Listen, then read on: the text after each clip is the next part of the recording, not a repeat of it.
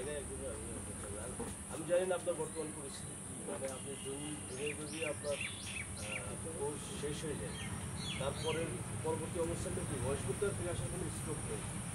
এখন ওইটা ফ্যামিলি এখানে থাকছে, প্রতি মাসেই তো আমার একবার সেইটা এক ধরনের আশা। সেই আশাটা এক, তবে এখানে আপনি আপনি এখন যেভাবে ঢাকাতে স্টে করছেন, এভাবেই আপনি ঢাকাতে স্টে করবেন? আর ঢাকাতে স্টে তো না করলে আমি আগামী এগোতে পারবেন না।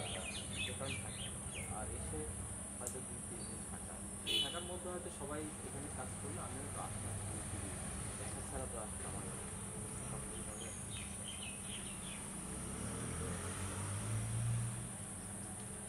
না, ওইটাই একদম সক্রিয় একজন না থাকলে একটা প্রফেশনে চলতে হবে না।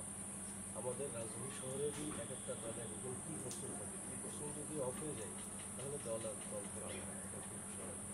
কিন্তু এর মধ্যে থেকে দীপক কাকা আছেন আমাদের, তাকে যদি একটু স্বাভাবিক হলে রবি বোধহয় আর ইনভলভ চায় না কোনো, রবি বোধহয় আর কোনোভাবে ইনভলভ চায় না, হয়ে গেছে